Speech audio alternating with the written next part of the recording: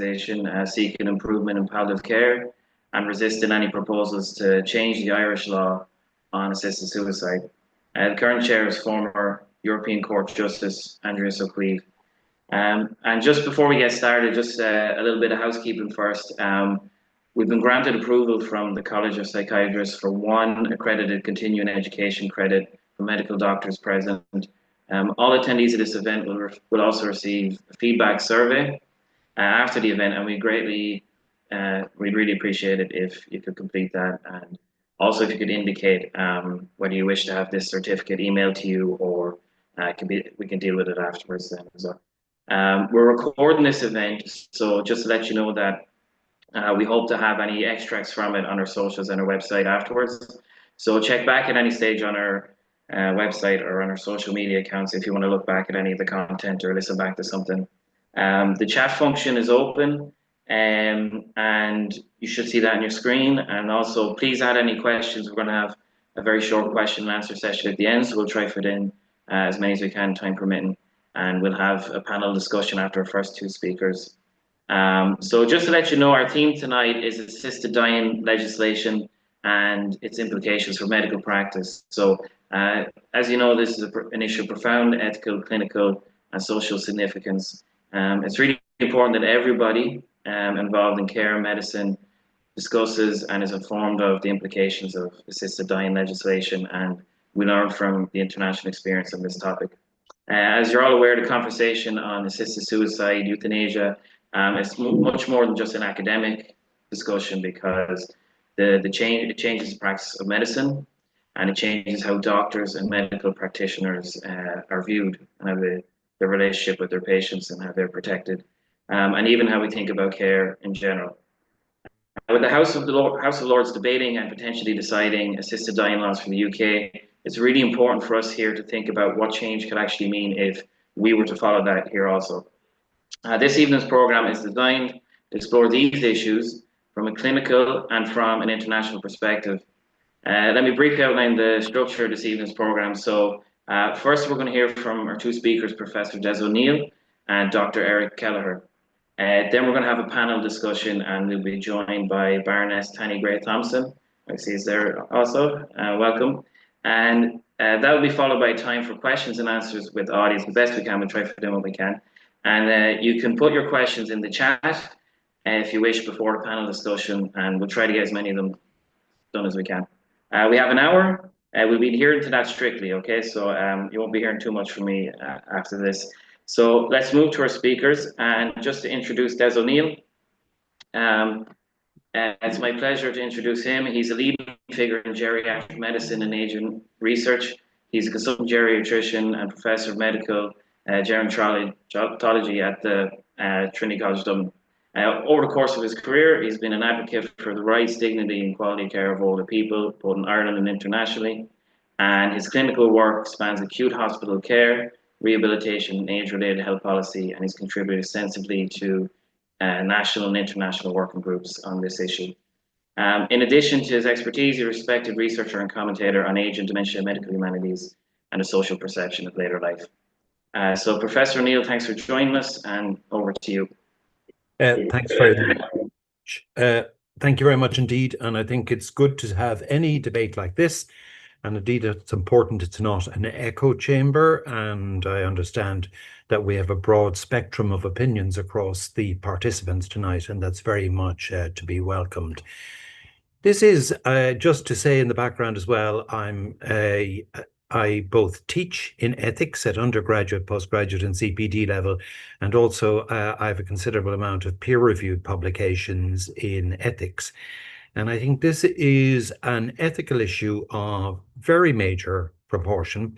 It's one that makes us think and reflect and question what it is to be human, what it is to be vulnerable, where caring fits into our paradigm of both ourselves and as part of our moral development for others, and to try and ensure that certainly within the medical profession is that we generate a sense of the importance of moral reasoning and ethical debate. This is a hugely concerning area, and I think it's particularly concerning for people living with disability.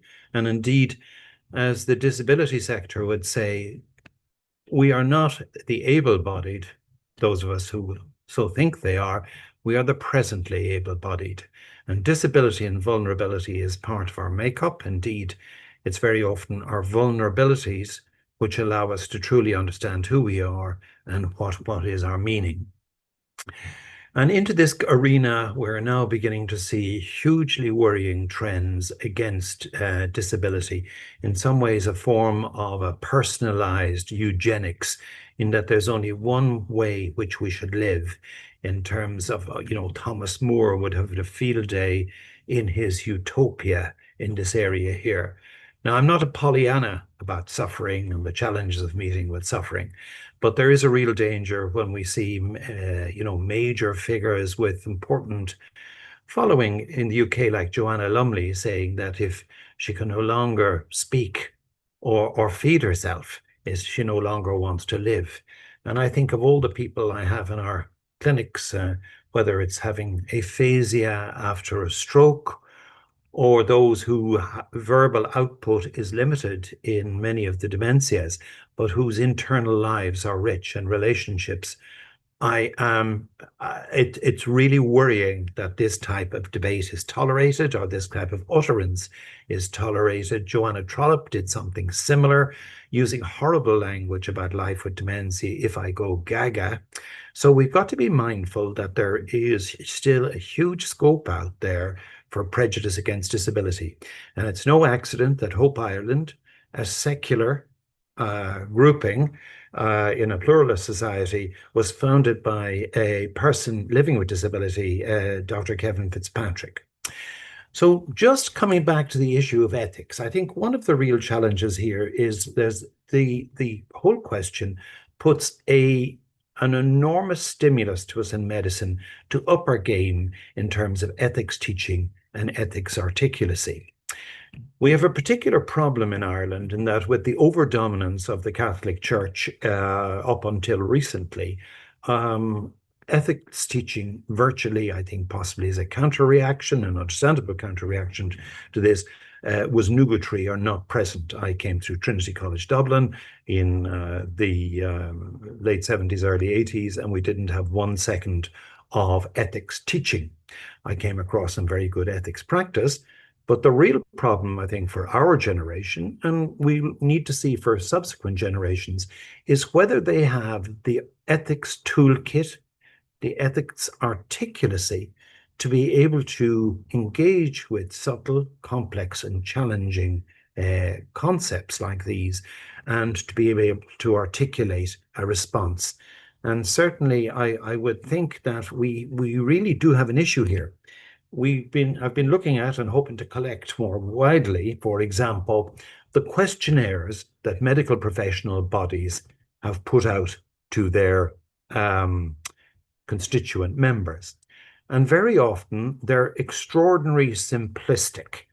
Are you in favor of legislation for assisted suicide, euthanasia, or as the advocates call it, assisted dying? Rather than perhaps more searching questions such as, do you feel you have the appropriate continuous professional development in ethics to allow you to reason and debate with this? Do you think that assisted suicide and euthanasia conforms with a caring outward approach towards people living with dementia, people living with deep forgetfulness and similar types of limitations? And perhaps the most important question of all is, do you understand the pattern of expansion of euthanasia in virtually every country, jurisdiction, or state in which it has been introduced? And I think this is the key element. Again, I will come back to this is a question that needs to be debated on intellectual, moral grounds as well. But the last question, that of what actually happens in jurisdictions where assisted suicide and euthanasia are permitted should cause at least a halt and a question for reflection. And indeed, as you're possibly aware, and I think it's the issue here in Ireland, the ethics legislation, the legislation for assisted suicide and euthanasia was been very much promoted on the fact that it would be exceptionally limited and also that it would be well regulated. Well, as it turns out, and I think even those who are potentially advocates in this area here would know that to say that assisted suicide or euthanasia can be limited or regulated is both intellectually dishonest if you have embedded yourself in this field, and it's professionally inappropriate. For Oregon, for example, what's been really worrying when you look at the 25-year review is that increasingly, for example, people are quoting financial hardship, again, in a healthcare system where access to health is on the basis of finances, and a sense of feeling a burden. And again, what kind of a relational society have we made where we let people who've got illness or disability feel that they're a burden? But in nearly every jurisdiction, in fact, in every jurisdiction, most recently, Oregon is often painted as the poster child of where the limits have not been opened out, but they have been opened out recently with the proviso that if you threaten that you will forego food and drink, then you now fit into the 6-month life expectancy. There's also fantasy football around the idea that any of us as a doctor can predict when somebody has only got 6 months to live. 6 weeks, possibly. 3 weeks, possibly. 6 months, not a chance. I've been a geriatrician for 40 years. The idea that you can say when a person has 6 months or 12 months to live is an act of folly or hubris. I've seen patients when I passed through medicine in the early days, ovarian cancer or a glioblastoma multiforme did tend to be 6 or 9 months. Now we're seeing people living for considerably longer periods of time. We have a healthier baseline population, different presentations, earlier detection, better healthcare systems. So trying to decide when that people can fit into this, it really is important for us as healthcare professionals to respond back to the legislators and to educate the public to say, this is not on. We cannot do that. So it's not a question of saying no. It's a question of reframing our view of what our social contract with medicine is, so that it encapsulates support for those of us who are living with disabilities, and for those of us, the able-bodied, who know into the future that we can have confidence. So in terms of ethics, and I'm going to finish off here now because I know we're getting near to 7:45 and give time for Eric and Tani and debate. What's very helpful is to turn to professional ethicists, people who do this both clinical and theoretical. And when we're looking for guidance in life, we often look to the Nordic countries. They seem to have a caring, mutually supportive framework. So the Danish Biomedical Council on Ethics recently submitted a major report which said that this is a deeply imprudent idea that should not be entertained further, because it radically alters how we view each other, how we view care, and how we view aging. So we'll get more in as we go along, but really I would implore people to go looking. If we're all autodidacts to a certain extent, Medline, PubMed, which is the wonderful online database, is packed full of medical ethics. You'll get it from all sides. You'll help pick up the terminology. But I think it's really important that we help the public, our colleagues, our patients, understand the nuances, the challenges, and the dangers here. We also need to prepare for how we might work if the system does come in. You may or may not know that if a person has a very severe dementia, it seems obvious they need nursing home care, but they say, no, I want to go home. To deprive their liberty, we've got to go to the High Court. And I think if deprivation of liberty to go to a nursing home requires the High Court, then certainly this graver, deeper thing requires a deeper embedding in a decision process. We can also ask ourselves whether it has to be doctors who would do this, or whether this actually distorts our very raison d'etre and rationale for caring and minding and reminding ourselves that we too are human. So thank you very much. It's a great opportunity. I look forward to the questions in the panel. Thank you very much, Professor. And just for anybody who has a question, if you put in the chat, we'll address them at the end, and hopefully we'll have the time for that. We'll have a panel shortly with Dr. Kelleher and Baroness Thompson, and just to so thanks very much for that. And again, I'll just keep moving here because you don't need to hear too much from me, but. Dr. Eric Kelleher is our next speaker, and he's widely recognized for his expertise in mental health care, with clinical and academic interests that span areas such as self-harm, suicide prevention, liaison psychiatry, and the development of responsive mental health services. He's contributed to national policy discussions and multidisciplinary initiatives aimed at improving mental health outcomes across diverse populations. In addition to his clinical work, Dr. Kelleher has been actively involved in education, research and public engagement, helping to deepen understanding of psychiatric care and support at both community and system levels. We're delighted to have him speak to us here today on the topic of euthanasia and assisted suicide, and in particular talking about vulnerable individuals, coercion and autonomy. So thanks so much, Dr. Kelleher, for joining us.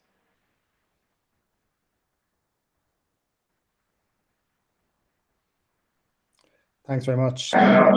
Thank you, and apologies. I hope you can hear me. I've just joined, and I'm trying to share some slides with you,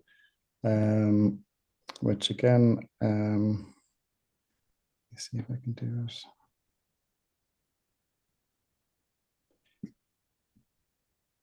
it. What I might do, guys, just in the interest of time, because can you hear me okay? Can I ask Stephen, can you hear me okay? I can hear you perfectly, yeah. Yeah, so what I might do, Stephen, I'm still hopefully coming up on your screen. So I might just talk through my slides. Is that okay? You can see. Sure, that's perfect. Yeah, we can see you okay. You might be. I just need some time. I'll just go through because I've just joined. Guys, my name is Eric Kelleher. I'm a consultant liaison psychiatrist. I work in the CUH in Cork and in the Mercy Hospital as well. And I'm a liaison psychiatrist. So again, I suppose people may be familiar with a psychiatrist. A liaison psychiatrist is a psychiatrist who works primarily in the Mercy department on medical wards. Both CUH and the Mercy cover an urban mix of populations from adults over the age of 18 up to the elderly. So that'd be the broad range of the patients that I see. And as a liaison psychiatrist, I'm very familiar with the mental health need, obviously, of patients with physical illness. So those will be patients who will be admitted onto medical wards under the care of neurology, oncology, care of the elderly as well. So, I suppose why are psychiatrists concerned about changes in laws surrounding assisted dying or assisted suicide? And I'll use the term assisted dying this evening, and that encompasses assisted suicide and euthanasia. The College of Psychiatrists, as you may know, have a position paper on this, and we submitted and presented at the House of the Oireachtas during the Joint Oireachtas Committee on Assisted Dying, which was held. So I suppose some of our main points were that we are concerned, I suppose, that the many patients who have physical illness, there's rates of comorbid mental illness in those patient groups of around anywhere between 40 and 50%. And we, see that, I suppose, in daily practice. And, in truth, we, as services in hospitals, meet the mental health care needs of patients when they're in hospital. But there's lots of challenges in supporting patients, who have chronic illness, physical illness in the community as well. And that's something that mental health services, if you read the papers, really are under-resourced in terms of providing. And also, as psychiatrists, we already recognize that having a physical illness is already a risk factor towards completing suicide. And it is very difficult to clearly differentiate between suicidal patients and patients who request assisted dying. And there is the potential for assisted dying to undermine the fundamental principles of suicide prevention. And that's something that obviously as psychiatrists greatly concerns us. There is a risk that that patients with potentially untreated mental illness in the context of a chronic illness like a cancer diagnosis may not be identified by medical colleagues or by the patient, potentially themselves in some cases, particularly if it is a severe depression or if somebody is psychotic, for example. And certainly the proposed changes that the Joint Oireachtas Committee suggested surrounding the suggestion that psychiatrists may be involved if there's questions of capacity, that in itself brings about its own challenges, because one, it's left to the initial assessor to determine whether or not somebody needs a mental health assessment. And that very much depends on their own training to identify mental illnesses, which sometimes can be quite complex to detect. But also in terms of accessing services, how do they access services and who do they access and in what timely manner? So, for example, just to give you an example from my own experience as a consultant, just recently, I saw a patient. His name is David. He's 53 years old. He's a gentleman who went blind around the age of 26. He also has a history of OCD. He is, as I said, in his mid-50s. He's living alone with his mother, who's in her 90s. He's no immediate family nearby. He's quite isolated. He has a sister who's supportive. She lives in a different county. He visits a local restaurant daily. He gets a taxi to bring him there and back. He enjoys the conversations with the taxi driver. So he has some quality of his, to his life. He has some neighbors that he's in contact with. And, he had abdominal pain, constipation, a very rapid change in his circumstance over a 2 or 3 week period, went to his GP. Ultimately, it was unresolving. Abdominal pain got worse, was referred to the emergency department. And, in the space of literally 24 hours, he went to being diagnosed with rectosigmoid carcinoma, which was in fact metastatic, and had a stoma fashioned all within a week or 2 week period. Now, as you can imagine, having a stoma is difficult at the best of times. It is particularly difficult when somebody has OCD, and he became very, very distressed by this by the reality of the situation and expressed a wish to end his life, and in fact to have an assisted death be referred to Dignitas. And that wouldn't be something that is rare, but it's still something that we see on a regular basis in an inpatient setting. And he was referred to ourselves in liaison psychiatry. So again, as we approach this case at the moment, he was assessed by one of my colleagues in nursing. We developed a relationship over a period of the time when he was in hospital, and then subsequently onto that. We adopted a biopsychosocial approach using MDT working to address his fears around having the stoma, getting used to it, which is very challenging when you're blind and also have OCD. It required a comprehensive MDT care package between ourselves in liaison psychiatry, his surgeon, the oncologist, the stoma nurse, the pain services, discharge coordinator.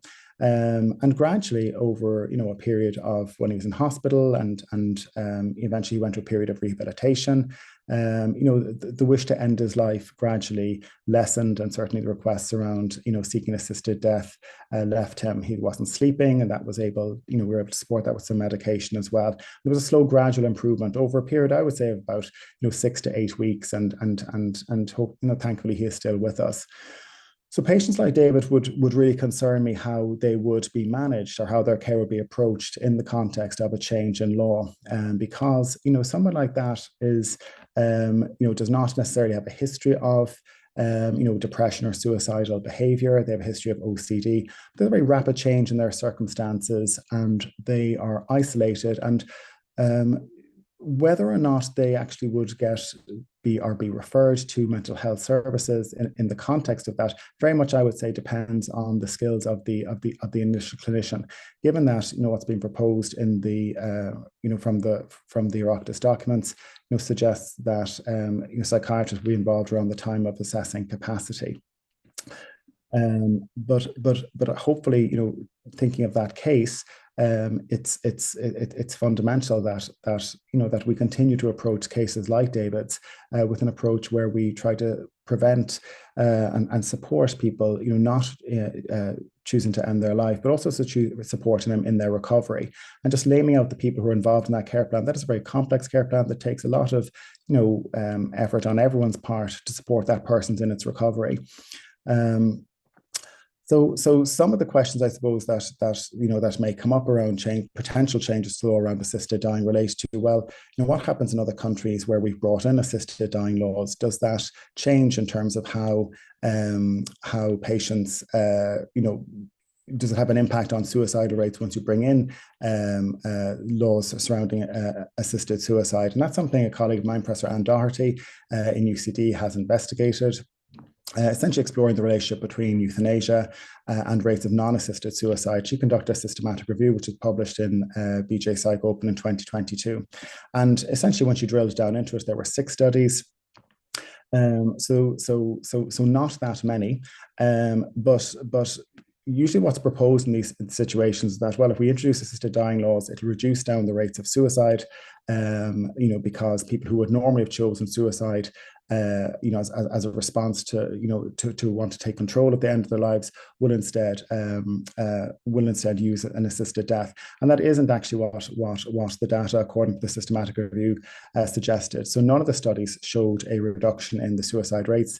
And if anything, there was a trend towards increases in the suicide rate in countries such as the Netherlands, the US, Switzerland, Belgium, where these studies took place.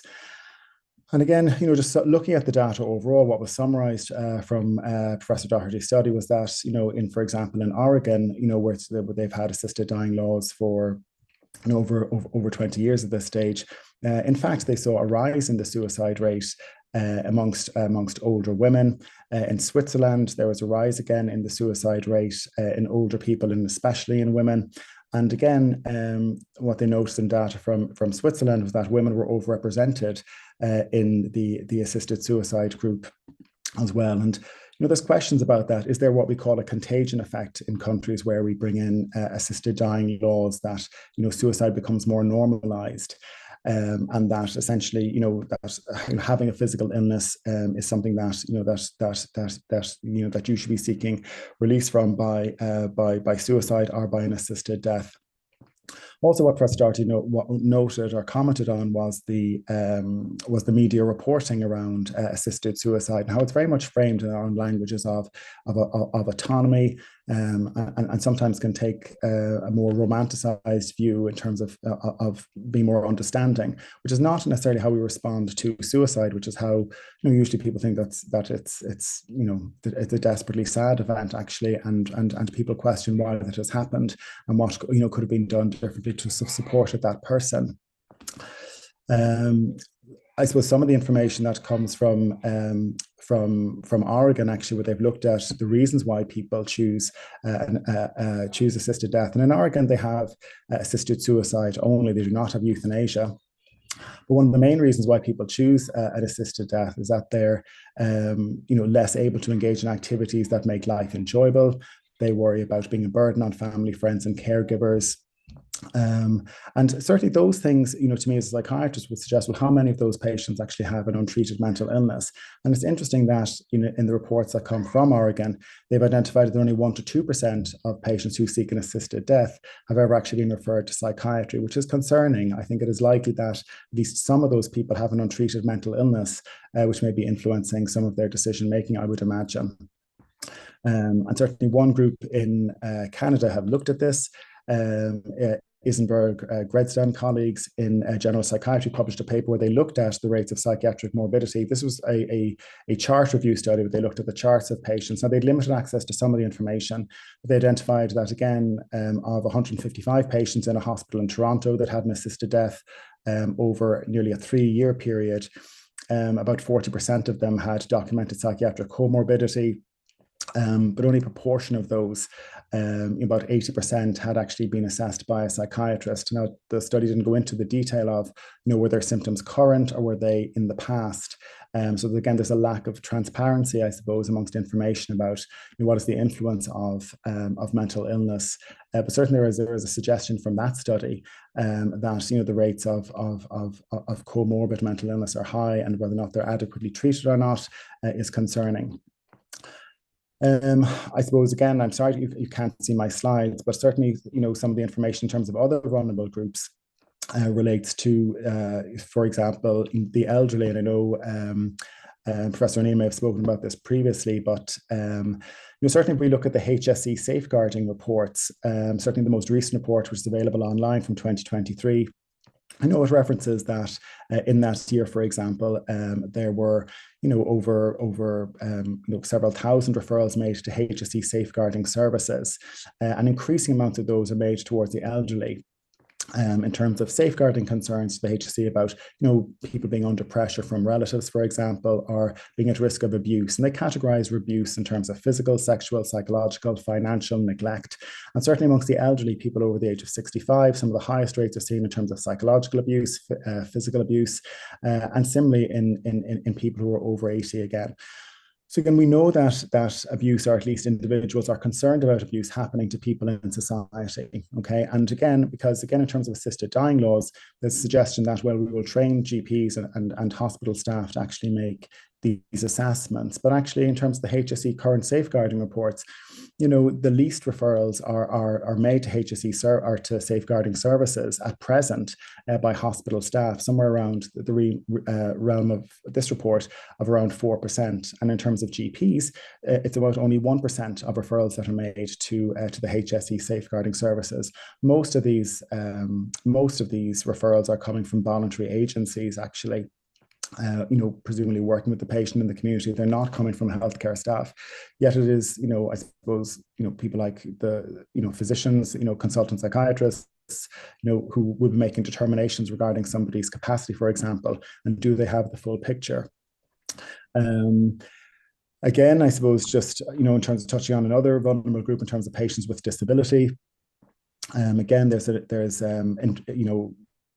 reports from the MAID service, medical assistants in dying in Canada, where they publish a report annually, and reviewing that information from a study that's been published, it finds that most patients who go for an assisted death in Canada, most people do not have a disability, but an increasing proportion of patients over the past 4 years, up to 1,000 people actually over the past 4 years.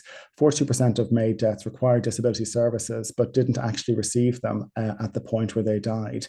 And that again is very concerning, that people are going for a assisted death in Canada, but without having had the adequate opportunities of experiencing disability services, which may obviously have made a difference in terms of whether or not they would have chosen an assisted death or not, had they been given adequate services. And that again is something that again, is concerning in terms of, again, is there a normalization around accessing assisted death? And there are, by all accounts, anecdotal accounts by individuals, such as the Paralympian Christine Gauthier, who recounted that she was a Paralympian, that when she went looking for a wheelchair ramp to access, to get better access in and out of her home, she wasn't given that, but she was given access to a MAID assessment. And that again is the concern, that does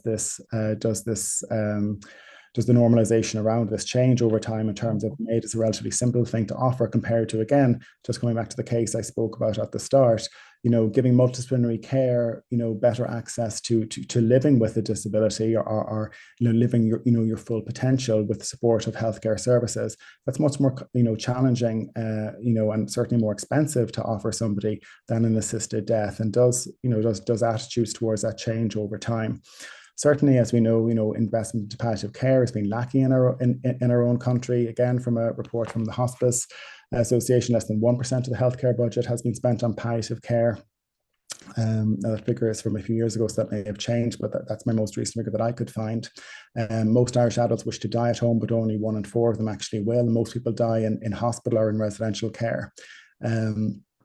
So again, in terms of palliative care provision, certainly from my university education, our training in palliative care was actually pretty minimal, I would have to say, when I was training. And certainly compare that to the beginning of life, there's much more investment into obstetric services and training at the beginning of life. Can we do that better in terms of training medical students, in terms of better palliative care training, right from the get-go? So I'm cognizant of time, and again, I suppose I would refer you, I suppose, if you have the time, to read the College of Psychiatrists position paper on assisted dying, on the views that we took. It's available online, and I look forward to the discussion with the panel. Thank you very much, and to take any questions. Thanks so much, Dr. Geller. And that last kind of point you were making there, I suppose, about Canada and kind of the slippery slope, as they call it there, and the situation some people, especially that famous Paralympian, have arrived in. It brings us to our discussion, which is going to be about international experience of introducing and implementing legislation on assisted dying or assisted suicide and euthanasia. So any country considering this change, obviously it's not in isolation. You can look to other countries and how it's evolved over time, or I suppose devolved maybe is the word. And international comparisons help us understand the type of people's affected, including how the health system is affected and how the health professionals have to respond, and how vulnerable groups are affected also. So just to introduce Baroness Tanni Gray-Thompson, who's joining us now also. And she's one of Britain's greatest Paralympic athletes. In 2005, she became Dame Tanni Gray-Thompson for services in sport. And in 2010, she was conferred as Baroness Gray-Thompson also. She is a cross-branch member of the House of Lords, a leading disability rights activist, and one of the UK's most respected voices on public policy. She has 11 Paralympian gold medals, and she has been a long-time campaigner on issues affecting people with disabilities and access to care, autonomy, safeguarding, and so forth. And so she has been quite prominent in the recent debate regarding the change in laws in the UK. So just firstly, a welcome, and I'd just like to ask Baroness Gray-Thompson if you could tell us maybe about how the legislation is evolving in the UK, and just kind of what are the drivers behind it, and if you could maybe inform our audience. Very much. Good evening. I've put my email address in the chat as well, if anyone wants to follow up afterwards. How much time have I got? We have another 20 minutes, but we're going to have a... Okay, thank you. Coming back from Rams brought, time limits are really good, because I can talk for hours on this. So if you'd asked me 30 years ago, I would have said, yeah, absolutely, I think it's a brilliant idea. People shouldn't suffer, put them out of misery. Suffering's awful, and we take greater care with our dogs, which is and our animals. This is something that we get thrown at us a lot of the time. So where we are at the moment is the bill has passed through the House of Commons. It is a private member's bill. It is not in the government manifesto. It is not any part of their plans. But fairly publicly, the people who have supported this bill have been really open about the amount of support that it's received from government departments. So Kim Leppy took it through the Commons, and now Lord Faulkner is taking it through the Lords. And it's not the first attempt. And we're kind of frequently told if we don't do it right now, then we're not going to discuss it for another 10 years. The reality is this comes up every couple of years. So there's been lots of attempts in previous years, all through private members' bills or an attempt to amend an NHS bill to bring this in.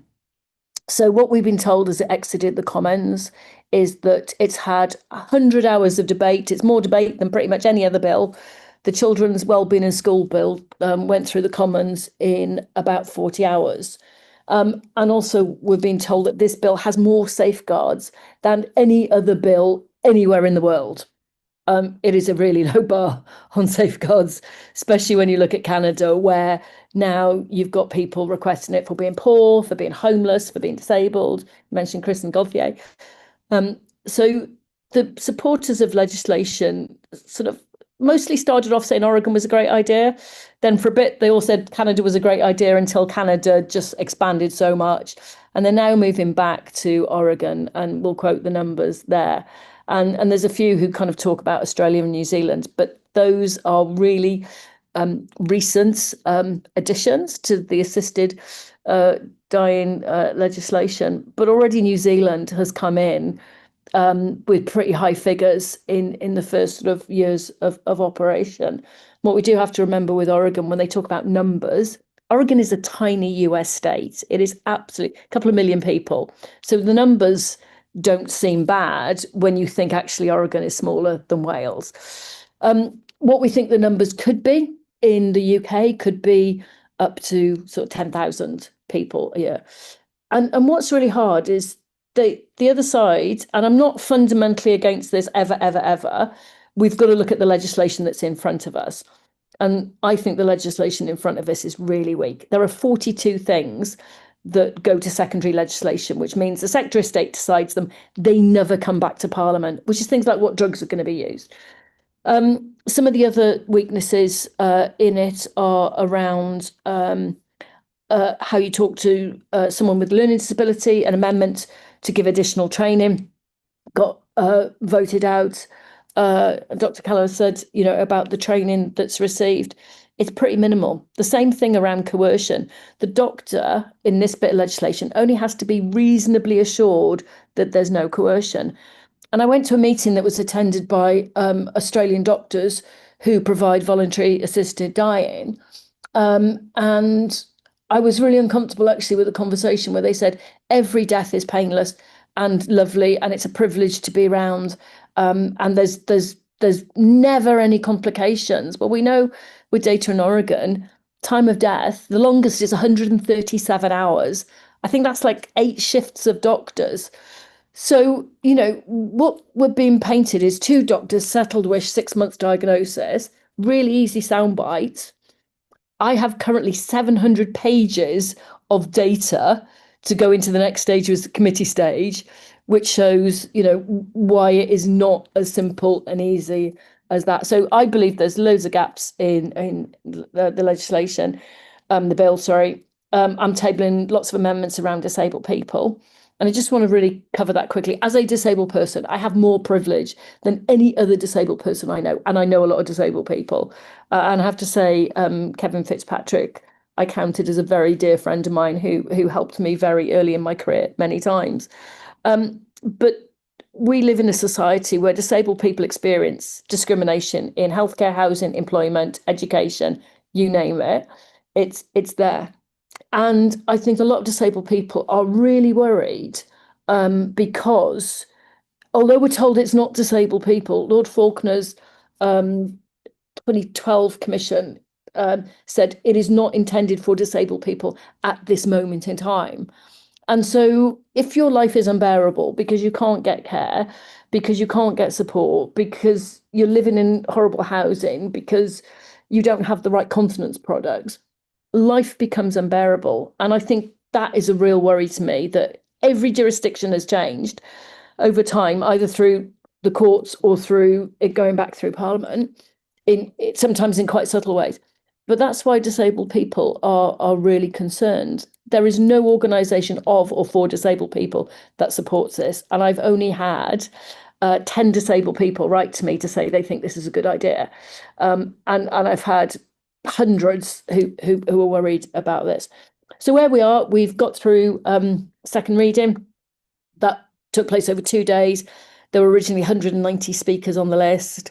And we now go into committee where we do line by line appraisal of the bill, and we look to how we can amend it. So we're told, it's the will of the Commons, we shouldn't throw it out. There is nothing to say that we can't stop the bill. We haven't stopped it yet. There will be people who may be trying to stop it, but maybe people who try to amend it.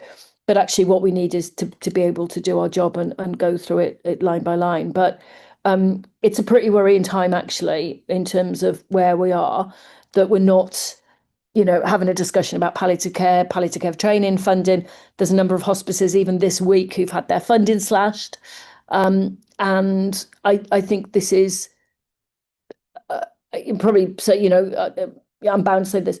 It doesn't feel like this is the right moment in time to be talking about ending people's lives when we're not talking about all the other things that we could put in place to make life better for disabled, for everybody. Final thing I'm going to say is just we don't talk about death, in the UK. And I think people are frightened I'm frightened about how I'm going to die, but I still don't think this is a good idea. And it was a colleague of mine that said a little while ago, where there's a will, there's a relative. And that is something that just sticks with me all the time in terms about how we treat people and how we support them. And, I think there's a lot more things that we could do. This could be at some point part of a end of life care, but to me it would have to be end of life, right at the end of life. I don't think this is a great idea for where we are as a society right now. And I'll stop talking there, but very happy to follow up with anyone afterwards. Thanks so much. And so we have some questions in the chat, and thanks so much, Baroness Gray-Thompson. And just kind of, I might circle back to what you were saying there about, especially about kind of older people and vulnerable people and coercion and the implications there. I might circle back to that in a minute, just for Dr. Keller, but just to kind of continue that conversation going. One thing people were kind of looking to specify in the chat, and it was kind of especially in relation to Ireland, is if I could just ask you, Professor O'Neill, just what some people were wondering is what was the difference between assisted suicide and euthanasia, and also some people were wondering why in Ireland or why in the UK they're opting for, let's say the legislation is more around assisted suicide. So just if you explain that to people, just as a Yes. Assisted suicide is where you assist the patient in ending their own life by giving the prescription, giving them the medication. Euthanasia is where the healthcare worker or doctor, nurse, or death technician, as may be, and possibly that's one of the solutions, actually administers the medication or toxin. So that's the difference. And I mean, it's interesting. I'll come back quickly to the older people thing. Very often the advocates say, well, there's not a lot of older people using it. But in fact, what happens is it devalues and denigrates the value of living into later life with vulnerability, and it desensitizes a whole society. So we saw this in the Netherlands, where a woman, and again, they allow advanced directives there, which is kind of a silly idea, advanced directives, because we don't know what our future holds. A woman with dementia said, well, if I get to a certain stage in dementia, I'd like euthanasia. But when she had got to that stage, and the doctor thought that was the stage, she clearly didn't want to have it. And they sedated her without her knowledge and held her down by force.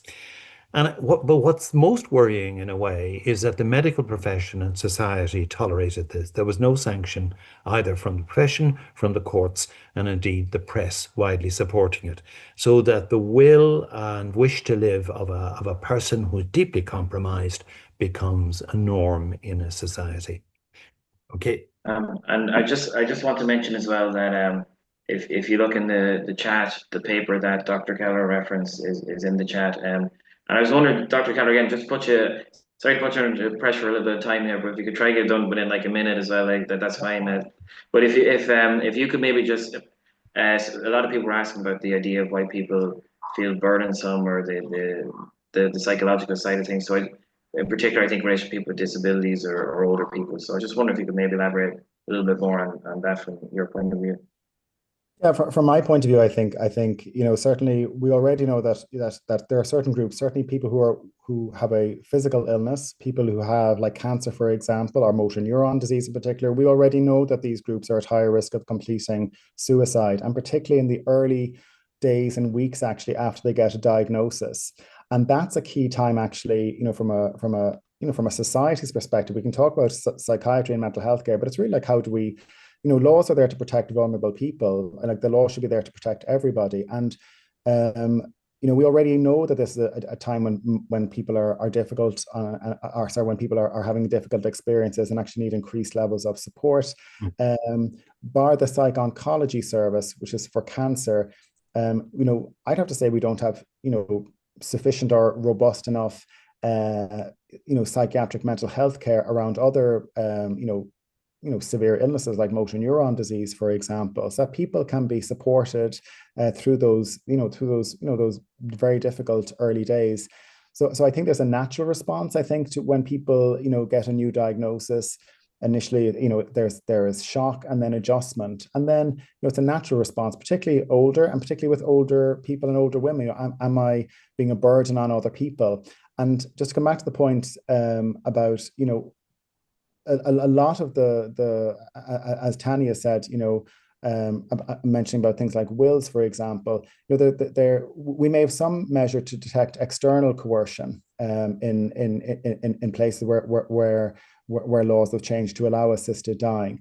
But we have no knowledge really about internal pressures or internal coercion that people may feel compelled to do the decent thing, inverted commas, and end their own lives because they fear being burdensome on their family. And are they actually doing a noble thing by relieving the family of their care burden? And that's something we may never, I think it would be very hard to really get to grips with that, because it depends on the person actually, identifying these things and actually bringing them out in the open, which again, if somebody is vulnerable for whatever reason within their family, or because of their illness or their financial situation or the pressures that there are on, within their family, they may never own up to.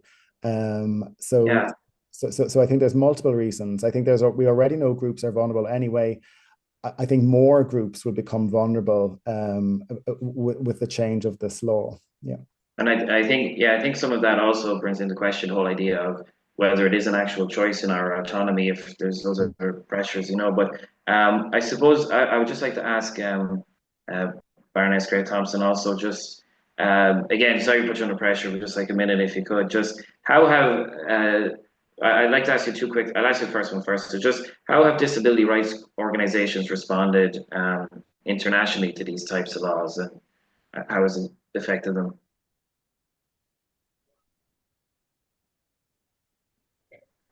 I think it's really hard because most disability organisations, certainly in the UK and worldwide, have very little access to funding to fight this. So, we've got lobby groups in the UK that, are spending 100,000 a month on advertising, not every month, but so it's quite a hard fight, because actually while disabled people are fighting for just basic rights to be included, it's only really when we get to a point of discussing a bill like this do they come out. So it's really hard, because their views are quite often discounted as, oh, don't worry. I mean, it's very paternalistic. Don't worry, it's not for you, And I think a lot of disabled people realise it could be for them. And also what happens is a lot of the people who are fighting for it, the things they talk about are things impact them. So I had someone in the previous debate say the worst thing in the world that could ever happen for them would be for them to become incontinent. And if they were incontinent, they wouldn't want them around their life. And I got to speak next and say, I am incontinent. If I don't catheterize, I wet myself. Not brilliant, not the best, but it's not the worst thing in my life. So there are sometimes fears of the unknown. And I think that also, when it's constantly talked about disability and not being able to speak, not being able to talk, not being able to go to the toilet, having to have someone wipe your bottom, then that actually makes disabled people feel worse and even more vulnerable, because it's all the things they experience. So it's pretty hard for disability groups to fight this. Yeah, and I just want to say as well, just in terms of other people who've been involved in this issue. So I just want to say thanks to Dr. Claude Regnard, who's in the chat, just for his contribution, and he's been active in the Isle of Man on this topic, and there's other people in the chat who've been active on this topic also. So yeah, just I suppose we're kind of working towards the end now, but just one last thing I guess I'd like to open up to any of you, and again, just kind of 1 minute, is just the if you could maybe just give people kind of sort of one last thought on the international thing in Canada and other places now it's expanded. So just if anybody has any very quick thoughts on that, just in terms of what we're to take from. I just very quickly, Stephen, just about from a mental health perspective, obviously what's it's all very concerning. But in Canada in particular, with parity of esteem, we talk a lot about funding for mental health services on an equal footing as physical inverted commas health services, and that also has applied to MAID. And now they've deferred it, but essentially they have normalized actually the state providing suicide to people with mental illness. So I think there's this bizarre situation, really, quite dystopian when you think about it, that on one hand, health services are active, talking about suicide prevention, and the same hand they're talking about, well, here's a phone where to have an assisted death. So that just shows of what happens with expansion, but also where these laws can actually go. You can end up in a very different place to where you set out, on the basis of people shouldn't be discriminated against. And the more we normalize this, the more it gets seen as a normal part of healthcare. And why shouldn't somebody with mental illness be treated any differently? And that's the impossible situation patients first and foremost, but also clinicians in Canada are working under at the moment. There's a comment there. What can Irish nurses and doctors do now? I think the most important thing is to start pushing hard for CPD and further development in ethics, articulacy, insights and knowledge. And secondly, if their professional organization, college or whatever, wants to do some kind of a survey, for goodness sake, make it qualitative, make it relevant. Don't make it a simple, yes, no, I think this is a good idea. Do it something more deep and profound, which reflects the care ethos and the wider sophistication of what's going on here. Right. And again, I know these topics are very in-depth and we could go on with them for a long time, but thanks so much. And I'd just like to invite Professor O'Neill just make closing remarks for a minute or two. Sure. No, thanks very much. And I think, again, as I say, the issue is not so much one of no, but it's one of creating a message of care, support, of vulnerabilities of the system as well as of ourselves, of pointing to the dangers. And again, I would say, reminding this slippery slope is a useless paradigm. It's actually an open gate. So, once the gate is open, it's an open gate. And actually the slippery slope has diverted people away from what's actually happening. Once you admit the principle expands. And to say otherwise is both intellectually dishonest and professionally irresponsible. So the narratives, again, I think Eric and Tani both have spoken about people in the early stages where the fear of what's to come. And we must make sure that we ensure people get supported in these early stages and learn that there is life. We all are the presently able-bodied or the presently disabled. And this is our common faith, and we can all do better. Thank you. Thanks so much. So, thanks to the three of you. I know the three of you have an incredible wealth of knowledge on this issue, and obviously a passion and a deep care for the people involved too. Thanks everybody who joined us. So just to say that I know there were a lot more questions there, and they were all very good questions. So we tried to work them in as much as we could. But we're going to revisit this topic again as soon as we can, with probably in a similar format. So thanks so much for joining us. Those of you who had looked for a CPD certificate will be in touch. And just to let you know as well, we'll be sending out a feedback form by email. So we really appreciate if you give us any feedback about the event or the future event. And also we're going to upload the webinar again online. So sincere thanks to Dr. Kelleher, sincere thanks to Baroness Gray Thompson, and sincere thanks to Professor O'Neill, and a genuine thanks to all of you who joined us. And really appreciate it. And thanks so much. Thank you. All the best. Take care. Good night, sir.